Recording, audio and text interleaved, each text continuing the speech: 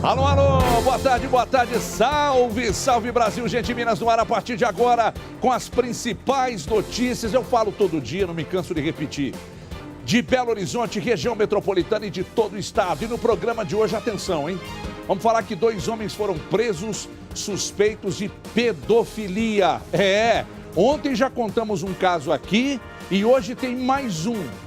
Além disso, temos um acidente com morte em Santa Luzia. Vamos falar dentre esses assuntos, dentre outros assuntos também. Vamos falar de muita coisa. Vamos falar do final de semana, a questão das estradas. Vamos falar também tem uma questão importante que nós vamos falar hoje. Você quer saber qual é? Vou contar aqui nesta edição o candidato que eu vou votar na eleição. Então é imperdível. Não interessa a ninguém, mas nós vamos falar, entre tantos outros assuntos importantes, esses 2 em destaque, esse caso de pedofilia é revoltante, tá? Então nós vamos destacar tudo isso nesta edição do Brasil Gente. Claro que os assuntos referentes a acidentes nas estradas também não vamos deixar de lado. Mais acidentes nas estradas e mais acidentes com mortes. Nessa edição que está no ar a partir de agora, não deixe de participar e aproveita no início desta edição também para mandar aqui para o meu Bandzap no canto alto da tela o seu nome, de que cidade você assiste o nosso programa, quem está assistindo esta edição do Brasil Gente com você, não deixe de participar. Daqui a pouco eu prometo e vou cumprir. No final dessa edição, a gente vai girar aqui os abraços, falar o nome da sua cidade, o seu nome, o nome de quem está assistindo esta edição de sexta-feira, fechando a semana do Brasil Gente Minas. Nosso primeiro assunto do dia, uma carreta pegou fogo depois de bater em um carro na rodovia Fernão Dias. O acidente aconteceu na cidade de Cambuí, lá no sul de Minas, deixou 5 pessoas feridas. A gente vai direto para a redação falar com o repórter Marcelo Silveira, que hoje divide a tela da Band comigo, sempre muito bem-vindo. Marcelo, detalhes sobre esse acidente ocorrido lá no sul de Minas, quase na divisa com São Paulo, na cidade de Cambuí. Boa tarde, seja bem-vindo. Pois é, Everton, boa tarde para você, boa tarde para todo mundo que nos acompanha. Pois é, infelizmente começando o Brasil Gente de hoje com essa notícia, de acidente, daqui a pouco tem outro acidente que a gente vai falar. Nesse caso, as imagens são impressionantes. Um caminhão o motorista do caminhão perdeu o controle do veículo, bateu em um carro, tombou e acabou pegando fogo. Olha só essas imagens e o barulho desse incêndio. Depois eu vou te explicar por que essas pequenas explosões aconteceram. Agora, de acordo com a Polícia Rodoviária Federal, essa carreta bateu num carro, tombou e acabou ocasionando esse incêndio que pegou nos 2 veículos, não só no caminhão, mas também no carro de passeio que foi atingido. Nesse veículo, 2 pessoas acabaram ficando com ferimentos graves e outras 3 apenas com algumas escoriações. Os 2 feridos mais graves foram encaminhados para o hospital de Pouso Alegre. O congestionamento ali no local chegou a 10 quilômetros no sentido Belo Horizonte, mas nesse momento o trânsito já flui normalmente. Agora, aqueles barulhos todos que a gente viu aí ouviu nesse incêndio, é porque esse caminhão olha só, acho que dá para ouvir, né? Sim, dá para ouvir. Esse caminhão estava carregado com desodorante aerosol. De acordo com a Polícia Rodoviária Federal, foi isso que ocasionou essas pequenas explosões, assustando bastante quem passava ali no local, viu, Ed?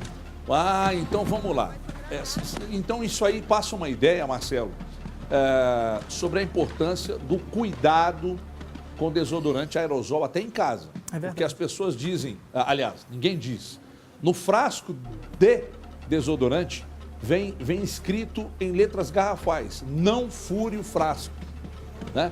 Então o risco é esse aí. O caminhão carregado de desodorante, ele tombou, começou a pegar fogo, e aí olha os frascos de desodorante, olha esses frascos explodindo, tá vendo? E foram pequenas explosões, a informação trazida pelo Marcelo Silveira, direto da redação. E veja você, e repare na imagem que em alguns casos o frasco até sai voando. Tem uma imagem que mostra que o frasco sai voando, rapaz, e vai alto.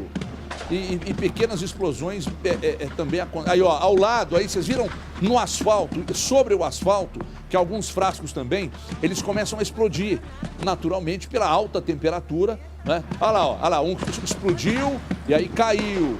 Então, realmente uma imagem que deve ter preocupado as pessoas que por ali passaram. Eu passei, inclusive, no domingo, aí nesse ponto. É um ponto de muitos acidentes. Viu, Marcelo? Esse ponto aí é um ponto de muitos acidentes. Ó, Cambuí, Camanducaia, são trechos de muitos acidentes na 381. Mesmo na serra, antes da chegada da Camanducaia, para quem vai, quer dizer, para quem volta naturalmente a descida, eles colocaram os radares para reduzir a velocidade, né? Mas ainda assim tem gente que desce chutado a serra ali de Camanducaia e quase sempre termina em acidentes. Mas esse aí, próximo a Cambuí, caminhão carregado de desodorante.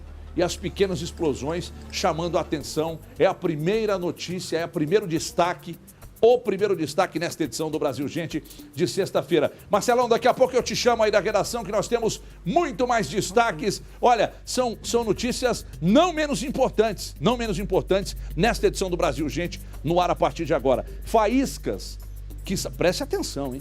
Que saíram de um bisturi elétrico podem ter dado início ao fogo que queimou 20% do corpo de um bebê durante uma cirurgia realizada no Hospital da Baleia, aqui na capital, há pouco mais de um mês. Nós trouxemos essa notícia aqui.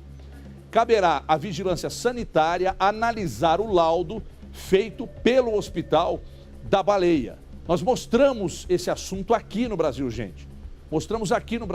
Isso, inclusive, na oportunidade, foi um mistério. Porque eu não me lembro exatamente quem estava no vivo comigo aqui, quem estava na redação, e a gente ficou pensando o que poderia ter causado tudo isso e tal, mas a informação acaba de chegar. Ainda vai ter uma análise do laudo feito pelo próprio Hospital da Baleia. Veja. Durante a conversa com a imprensa, o superintendente técnico do Hospital da Baleia explicou aos jornalistas o que teria acontecido no dia do incidente. Segundo ele, o hospital só se manifestou 40 dias depois do fato porque estava aguardando a conclusão de laudos e perícias feitas nos equipamentos. Tenha sido causado pela presença do bisturi elétrico, que é a fonte de ignição, que causou um pequeno incêndio numa gase cirúrgica ou numa compressa, e na presença do oxigênio na máscara de anestesia ali ao lado, tenha produzido uma grande fonte de calor em um tempo muito curto de tempo, produzindo as queimaduras na face da criança e na parte superior do tórax. De acordo com o hospital, a literatura médica chama isso de fogo cirúrgico, um evento adverso que tem poucas chances de ocorrer. Os números no mundo dão conta de 1 a cada 32 mil cirurgias. Todos os laudos técnicos e testes feitos pelo Hospital da Baleia serão agora enviados à Vigilância Sanitária. Será o órgão municipal o responsável por dizer se o que aconteceu aqui foi realmente algo inevitável. A bebê de 1 ano de idade, que passava por um procedimento cirúrgico no dia 10 de agosto deste ano, teve 20% do corpo queimado depois que o equipamento usado pelos médicos teria gerado o fogo cirúrgico. Para tratar das queimaduras de 2º grau, ela foi encaminhada para o Hospital João 23, de onde já teve alta. Olha, a criança deixou o hospital no último sábado e, segundo o Hospital da Baleia, a família recebeu toda a assistência psicológica e financeira e que não haverá sequela na visão da criança. Deixa eu chamar o Marcelo de novo. O Marcelo esteve lá, contou essa história, você viu agora na tela, e já que está comigo aqui na redação, eu acho muito interessante que a gente aborde esse assunto e trate mais uma vez. Marcelo, quer dizer que aquele aparelhinho é cautério, que é o nome daquele aparelho, é isso? Exatamente, é um aparelhinho usado, eles chamam tecnicamente de bisturi elétrico, mas é o cautério. Ele é utilizado para fazer cauterização em algumas situações, algumas verrugas, algumas situações desse tipo. E nessa bebê de 1 ano era alguma coisa próxima do olho. Por isso que eles ficaram preocupados no primeiro momento se a criança perderia a visão ou parte da visão por conta desse incêndio, desse fogo, esse pequeno incêndio, chama de fogo cirúrgico. O cautério solta algumas faíscas. Sim. Essas faíscas provavelmente caíram em algumas gases usadas próximas do rosto ou no campo cirúrgico, que é aquele pano verde que tampa o restante que não vai ser mexido, e se espalhou por conta do oxigênio. A criança usava uma máscara de oxigênio e, por ser um bebezinho muito pequeno, a máscara muito grande, esse oxigênio pode ter vazado ali e o que ocasionou esparramou o fogo ali no rosto desse bebê. Eu lembro que na oportunidade, Marcelo, falaram o aparelho explodiu e não sei o quê, e fizeram contaram histórias, isso foi crescendo, e eu recebi algumas notícias também pelo WhatsApp e tal, mas a gente não pode realmente embarcar. É o risco de especular diante de informações que chegam e que não são oficiais. Então, agora a notícia é de que a criança deixou o hospital, recebeu todo o apoio do hospital, né? E que não terá sequela na visão. Mas eu estou com uma curiosidade, Marcelo, talvez você possa, de repente, dirimir a minha dúvida. Pois não. E a pele? Sofreu algum tipo de queimadura e aí vai ter que passar por cirurgia e tal? Ou ninguém falou sobre o assunto? Sim, a princípio o Hospital da Baleia decidiu enviar o bebê para o Hospital João 23 porque é referência em queimados. A conclusão que se teve é que o bebê teve 20% do corpinho queimado. É a região da face, um pedaço aqui do pescoço, o que soma cerca de 20% do corpinho da bebê, queimaduras de 2º grau. Agora, o médico explicou para os jornalistas que estavam lá, foi preciso fazer alguns enxertos de pele, sim, no rosto da criança e algumas cirurgias plásticas, mas que o rosto, ele já tinha visitado a bebê, que o rosto já estava bem próximo do que era antes, claro que provavelmente não vai voltar a ser o que era, mas ele diz que por ser uma bebê de apenas 1 ano de idade, ainda tem muito desenvolvimento, especialmente na pele, e que as cicatrizes devem ser mínimas. Mas precisou, sim, fazer um enxerto, se eu não me engano, 2 enxertos aqui próximo do olho e uma cirurgia plástica para tentar reconstituir essa parte do rosto. Agora tem um detalhe, o Hospital da Baleia precisa entender, e a família certamente foi orientada por algum advogado, que de agora até o problema ser 100% sanado, mesmo depois de completar maior idade, eu imagino que o hospital seja responsável, né? Porque se for, caso seja necessário, outras cirurgias plásticas, e deve acontecer, o hospital naturalmente tem que arcar com todos os custos, porque aconteceu dentro da unidade. Marcelo, daqui a pouco eu volto com você. Muito obrigado. Marcelo Silveira comigo, direto da redação. Ó, eu fico, quando a gente tem, no meu caso, por exemplo, que tem uma filha, né, a nossa, aí o coração parte, né? Imagina você, um bebezinho daquele tamanho, inclusive, na oportunidade, eu até pedi para que a foto nem fosse mostrada, porque mexe de fato muito com a gente. Imagina só, um procedimento que tinha tudo para ser rápido, não era nada grave, né, se tornar esse drama na vida da família. E que bom que a criança não teve lesão nos olhos, isso é muito bom, né? A pele, com o tempo, a coisa certamente também será resolvido o problema e tal. E que bom saber que o hospital até aqui deu todo o apoio, mas que bom saber também que daqui para frente o hospital seguirá dando todo o apoio à criança e aos familiares. Um jovem de 22 anos morreu depois que a caminhonete que ele dirigia bateu de frente com um caminhão na cidade de Santa Luzia, na região metropolitana aqui da capital. Eu vou voltar à redação, porque quem está assistindo ao Brasil Urgente deve se assustar.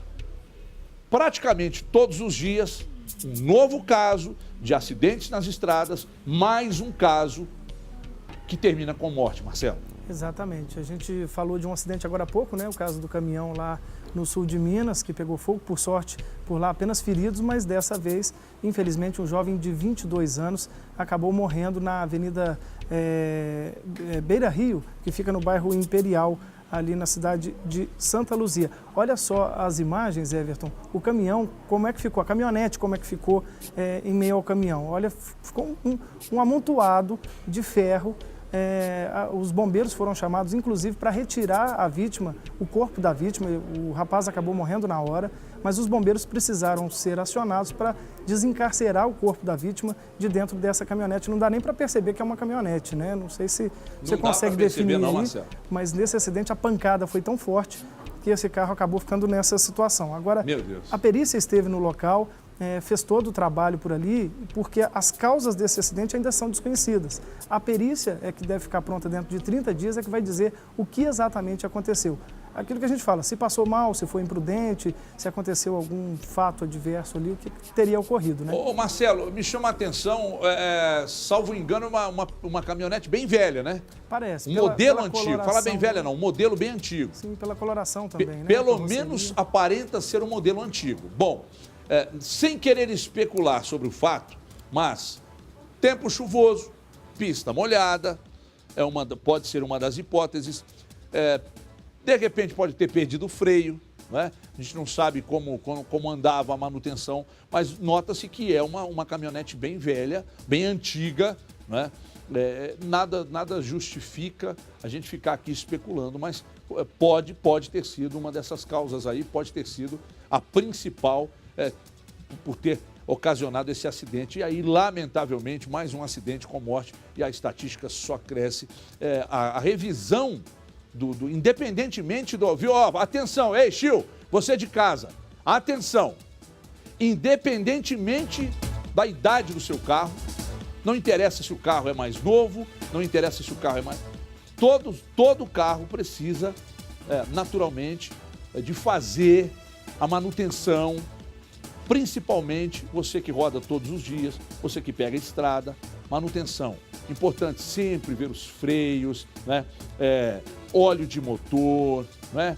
Palhetas, muita gente não se liga. Uma palheta que você coloca no vidro do carro, aquele limpador de para-brisa, aquilo não dura mais de 6 meses. Sol, chuva, a caloria ali, a alta temperatura do vidro e tal, aquilo vai esfarelando. Então, 6 em 6 meses pode trocar aquilo e no sinal você troca.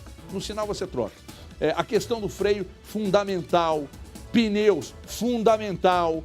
Parte elétrica do carro, luz de freio, seta, farol, não pode deixar. Porque tudo isso pode, de repente, fazer com que você não corra riscos nas estradas do nosso estado de Minas Gerais. Obrigado, Marcelo. Daqui a pouco eu volto com o Marcelão mais uma vez. O Hospital das Clínicas da UFMG faz um alerta para profissionais da área da saúde que trabalham com prontuários médicos. Esse registro das informações é a forma de documentar o atendimento prestado ao paciente e promover a continuidade correta dos tratamentos. Um erro no registro pode ser fatal. E na era digital, quando os prontuários são eletrônicos, o famoso copia e cola pode causar enganos. Veja por quê. Um histórico de informações sobre a sua saúde a um clique. Se eu atendo ele aqui, a pessoa que atende esse paciente na cardiologia vai ver exatamente o que eu pensei e vai ter acesso no meu prontuário a tudo que já foi feito por outros médicos, todos os exames que ele já fez e os prováveis diagnósticos, além de história familiar, antecedentes, coisas que vão ser pertinentes na tomada de decisão desses outros médicos. Hoje, os 151 centros de saúde de BH utilizam o sistema, que ao longo dos anos abrangeu toda a rede básica e parte da rede complementar, como os centros de especialidades médicas e de saúde mental. Possibilita então que um paciente, quando ele sai da sala de atendimento e vai pegar a prescrição na farmácia das unidades básicas, já tem lá, a prescrição já está lá pronta eletronicamente. Aqui no Hospital das Clínicas, 5.000 médicos já realizaram mais de 2 milhões de registros desde 2014, quando o sistema foi instalado. E com a nova tecnologia, surgiu a necessidade de educar estes profissionais.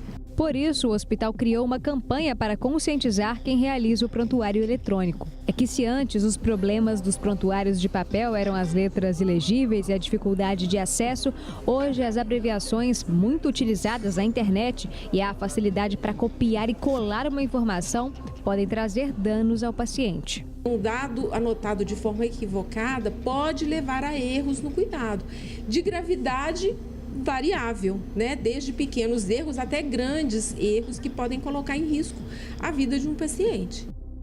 Muito bem, parabéns pelo material feito pela nossa equipe. A gente vai para um rápido intervalo, é rapidinho, é lá e cá, não saia daí. Dentro de instantes a gente volta para a sequência do Brasil Gente desta sexta-feira aqui na tela da Band. Até já!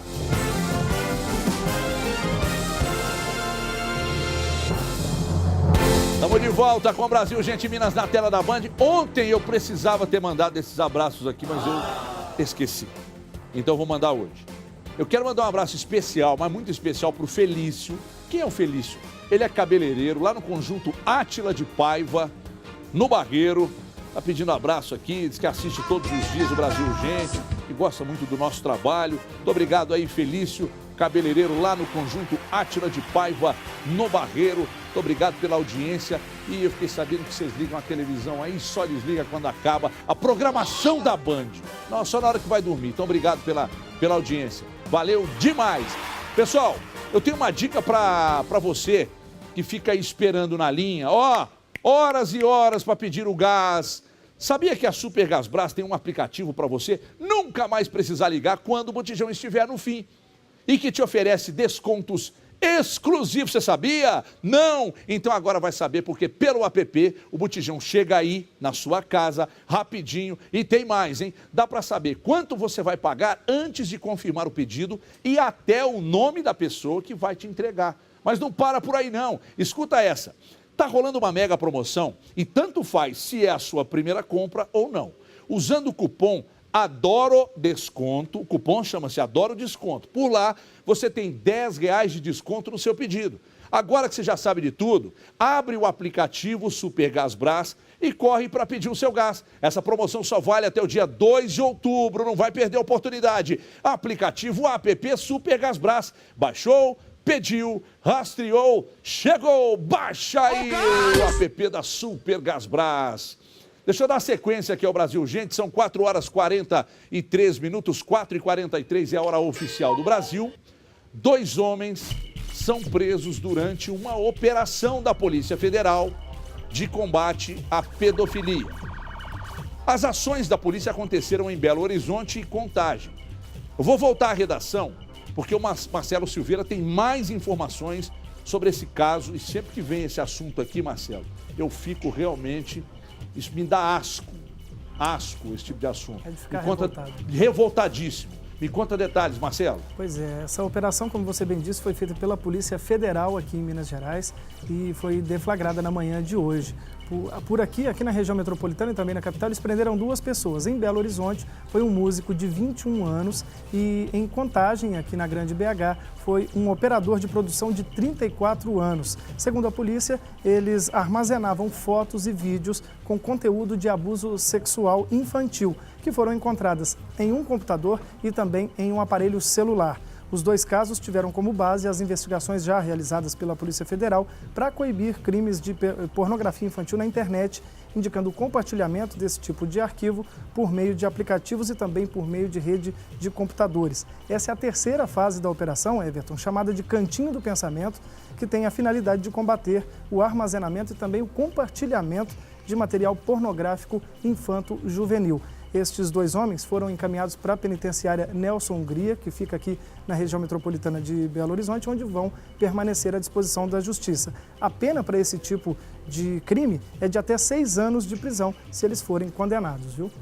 Atenção você, está aí do outro lado, que recebe essas coisinhas no WhatsApp. Se você repassar ou simplesmente manter essas imagens no seu celular, você pode cair da mesma forma que esses 2 caíram. O simples fato de receber e armazenar essas imagens te complica e muito. Então, apaga, denuncia, mas não repassa não. E não armazena também não. São doentes, esses caras precisam de fato serem retirados de circulação, porque é revoltante. Eu quero aproveitar aqui, primeiro, para parabenizar o trabalho da Polícia Federal e, segundo, para abraçar meu grande amigo, Dr. Cazé, que faz um trabalho contra a pedofilia já há quase 2 décadas, se não for mais. Trabalho impecável, Dr. Cazé, lá da minha Divinópolis. E é sempre bom destacar, Marcelo, porque todas as vezes que a gente mostra aqui no programa, traz notícias sobre pedofilia, abuso e tal, muita gente diz, mostra a cara dos caras. Já contei, não custa repetir. Normalmente não mostram, e poupam a vítima naturalmente, mas não mostram também exatamente porque mostrando, tratando do tema abertamente, a própria vítima poderia né, a partir do momento do crime e posteriormente ao crime, sofrer algum tipo de constrangimento. Então eles evitam de externar os casos. Mas nesse caso, falar que foram presos, que são 2 homens e tal, que estavam armazenando e repassando as imagens, mas isso é preciso que seja destacado aqui. Para repassar à população a importância de, primeiro, nunca, jamais manter essas imagens no celular. E sempre que receber, denunciar. É o mínimo que tem que ser feito, né, Marcelo? Exatamente, é isso que eu ia endossar a sua fala. Não só apagar, né, como você disse, assim que você receber, vai até uma delegacia de polícia e denuncie.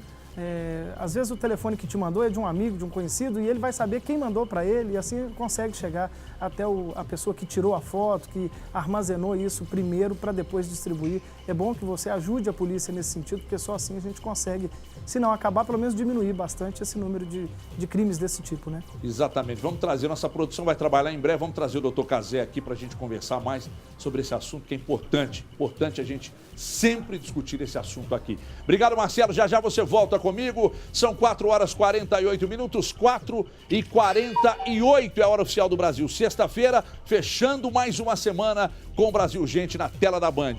Você sabia que pode requisitar uma vistoria em qualquer elevador da capital? Se você desconfiar que algo está errado, basta ligar para 156. Ou seguir até o BH Resolve, acessar o site da Prefeitura. Manutenção em dia é critério básico para evitar acidentes. Foi lançada uma cartilha aqui em Minas Gerais com orientações básicas sobre como manter os elevadores seguros. Luciano Dias conta agora na tela da Band, veja. Joana passou por um susto em 2009. Ela sofreu um acidente em um elevador de um prédio localizado no centro de Belo Horizonte. É muito rápido. Se eu tivesse morrido, eu não tinha nem visto. Deu um sinal, né? Porque o letreiro dele todo apagou. Aí a gente ficou todo mundo ficou sem ação. A gente sabia que estava acontecendo alguma coisa, só não sabia que a gente ia cair. A rotina dela mudou completamente por causa das dores nos joelhos. Passou por cirurgia, se aposentou por invalidez. 9 anos depois do acidente, ainda faz fisioterapia. Nunca mais a gente tem uma vida normal, né? Eu comecei do zero de novo. Eu fui para cadeira de roda, fui para muleta, fui para andador, até firmar igual eu tô hoje. Um acidente que trouxe alguns traumas para Joana. Ela evita andar em elevadores, por exemplo. Não entro não, você tá ficando doido? De jeito nenhum. A manutenção dos elevadores deve ser feita regularmente, mas nem sempre é assim, segundo os especialistas. Eu vou conversar com o Marcelo Aguiar, que é conselheiro do CREA Minas. Muitas vezes a gente encontra elevadores fora dos padrões, né? Sim, infelizmente a gente ainda encontra empresas e síndicos e administradores que contratam empresas que trabalham fora das normas e legislação vigente. Por exemplo, aqui na parte interna do elevador, em relação aos demais, o que ele tem de diferente, ele é exemplo, por quê? Então, a gente já começa aqui pela acessibilidade, né? Um cadeirante, uma pessoa com dificuldade, com necessidade especial, ela já tem toda a autonomia de utilizar o elevador, onde a gente tem a altura adequada e ainda temos o sistema de braille e voice, né? Outro detalhe muito importante é o sistema de porta, que ele tem sensores que, ao fechar o elevador, ele não vai prensar a pessoa na porta, provocando um acidente. Agora a gente está em outro condomínio aqui em Belo Horizonte e vamos apresentar algumas situações que não estão dentro das normas, dentro da legislação vigente. Uma das adequações é a altura da botoeira para um portador de necessidade especial, a mudança da porta, ao invés de ser abertura manual, ser automática, né? Dentro de outras coisas, sistema de nivelamento, o braille, sinal sonoro e a altura adequada para um portador de necessidade especial ou cadeirante. Para evitar acidentes, em agosto deste ano, uma cartilha com 74 itens foi lançada pelo CREA Minas Gerais e pela Associação Brasileira de Engenheiros Mecânicos, com orientações básicas para segurança nos elevadores. Olha, eu vou dizer uma coisa para vocês. Tem uma colega nossa aqui da Band que recentemente ficou presa no elevador por mais de 1 hora, mas que desespero. Ela chorava e o celular dela acabou a bateria, o desespero foi maior ainda. né? Mas deu tempo de chamar alguém para prestar socorro e tal. E o marido dela chegou no prédio e ficou zoando ela ainda, que estava presa lá dentro do elevador. Mas o assunto é sério, hein? O assunto é sério.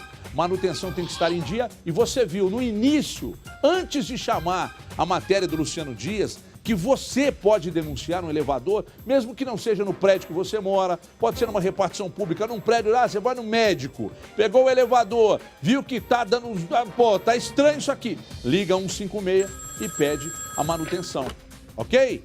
Importante. E nós falamos aí da importância também da acessibilidade. Ah, mas vem cá, Pisqueiro. Falando em acessibilidade em elevadores que facilitam a vida de quem tem essa limitação, o Dia Nacional de Luta das Pessoas com Deficiência é uma importante oportunidade para refletir sobre a inclusão social. Nós vamos conhecer agora alguns desses personagens da vida real que venceram as dificuldades e os preconceitos e fazem a diferença aqui na capital mineira. Veja. Pedro Muriel é escritor e já foi em várias partes do país dando palestras. Aos 4 anos, foi diagnosticado com uma doença neuromuscular rara, que deixa os músculos enfraquecidos. Eu descobri muito novo, foi uma infância assim, muito boa, porque meus pais desde o princípio entenderam que para lidar com isso eu ia ter que desenvolver muita liberdade e autonomia, que a deficiência seria uma das características do Pedro, mas não eram todos. A cadeira de rodas e o respirador que usa há 3 anos não são obstáculos. Eu sou o cara que vai para a Patagônia, que o respirador pega um vento e rasga. A mangueira, eu pego a mangueira reserva, troco correndo. Sou carregado nas costas para conhecer os lugares, mas nunca parado. A doutora Soraya também tem 2 livros publicados. A vida dela é, de fato, uma história de um milagre. A médica e psicanalista descobriu ser portadora de esclerose múltipla aos 40 anos. Passou a andar com dificuldades, perdeu a sensibilidade do corpo, teve a visão afetada. Mas Soraya se recuperou aos poucos. Hoje, aos 59 anos, ajuda no tratamento de várias pessoas. Eu me sinto muito feliz, grata. No início, parece que você está entrando num túnel e esse túnel não tem saída, você não vê luz no fundo desse túnel e você nem acredita que possa ser tão doloroso assim. O Felipe é surdo profundo, sequela de uma meningite contraída aos 2 anos de idade. Para lidar com as barreiras da comunicação, desenvolveu a Signum Web, uma plataforma de videoconferência. Neste atendimento, por exemplo, a tecnologia auxilia no diálogo entre Felipe e o médico com a ajuda de um intérprete virtual. Eu senti sempre muitas barreiras, dificuldades com a comunicação. Então, minha vida desde pequeno, desde a infância, eu percebi que essa comunicação era complicado.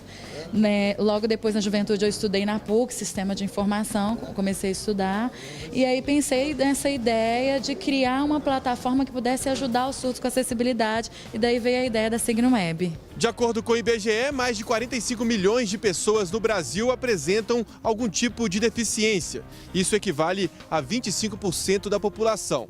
Pessoas como Pedro, Soraya e Felipe, que apesar de alguns obstáculos, são capazes de realizar grandes feitos. As pessoas têm aquela visão romantizada, né? E um pouco distante da pessoa com deficiência.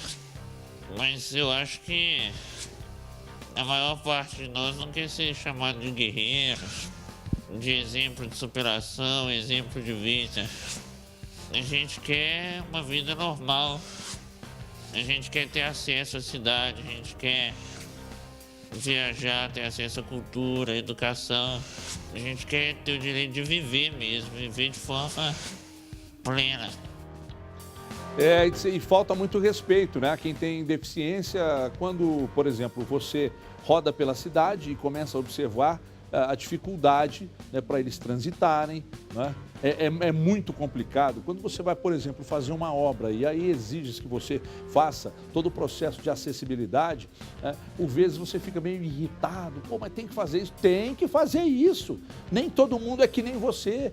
que consegue subir uma escada naturalmente e tal. Então tem gente que necessita do processo de acessibilidade. Isso é muito importante. E outra coisa muito importante que o Lincoln está dizendo no meu ouvido aqui, a vaguinha do estacionamento, se for destinada para eles, respeite, não para não, ok?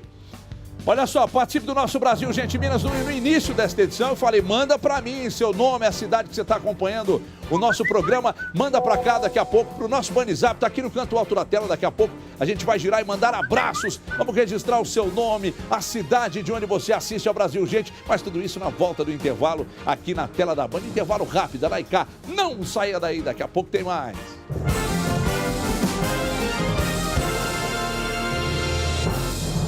Muito bem, estamos de volta, Brasil, gente, Minas, até às 5h15, durante esse período eleitoral, sempre de 4h15 às 5h15, é o nosso Brasil, gente, na tela da Band. Vem cá, Nicolau, vamos trabalhar.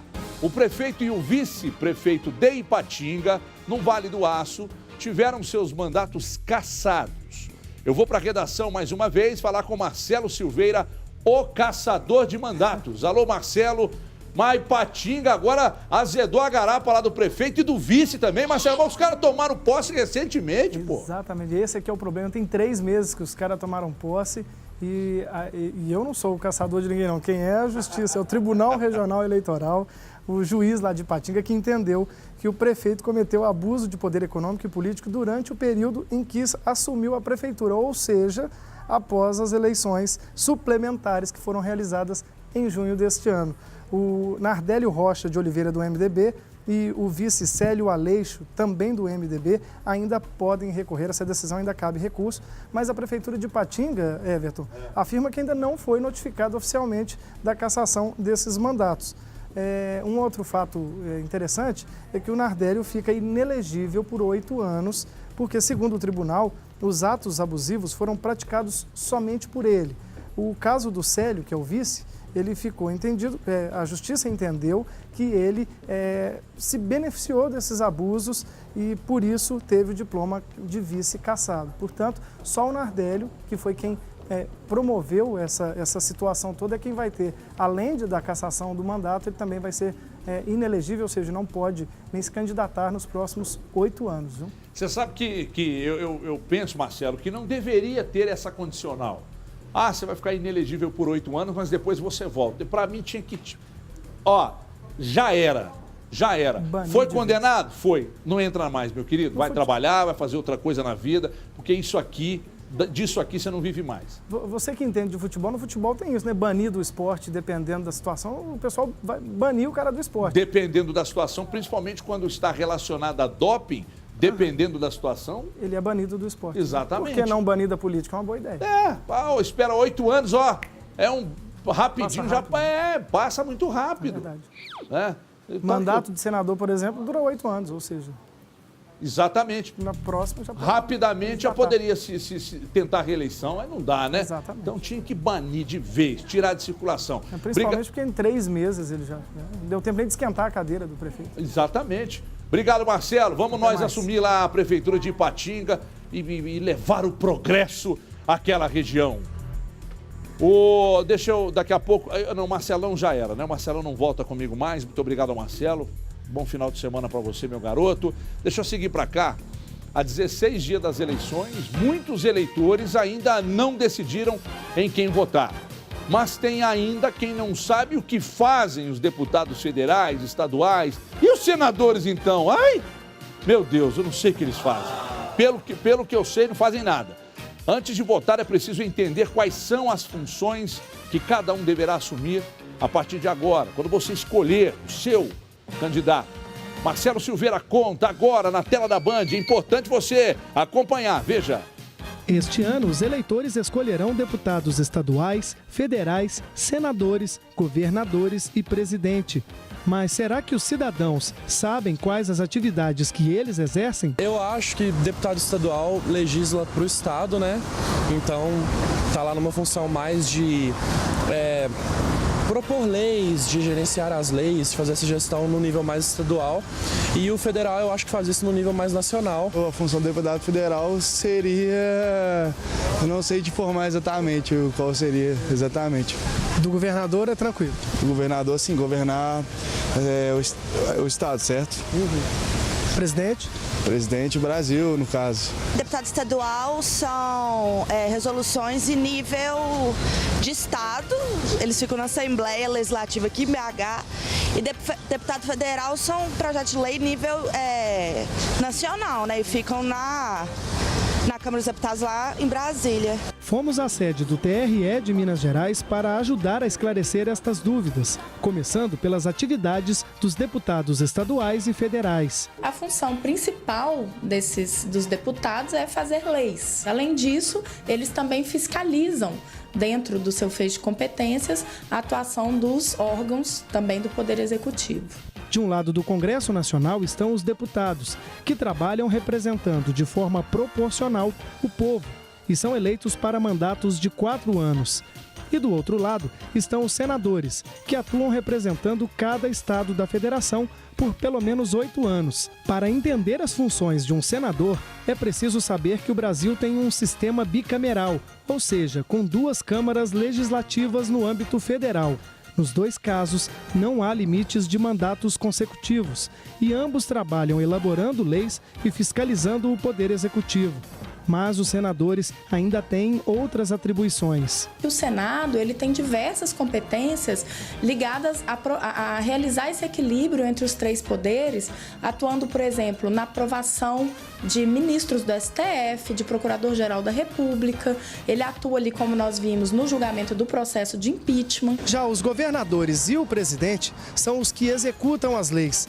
Eles são responsáveis por administrar o Estado, no caso do governador, e a nação, no caso do presidente.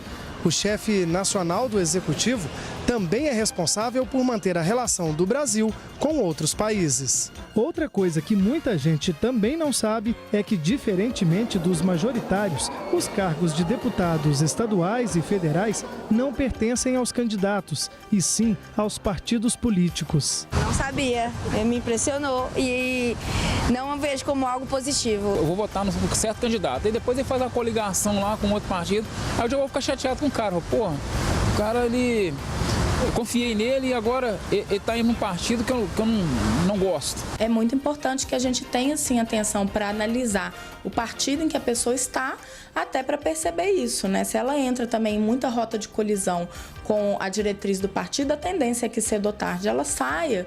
E pela nossa sistemática atual, se isso decorre de puro e simples desentendimento de vontades, o partido vai conservar aquele mandato, colocando o seu suplente para ocupar aquela posição.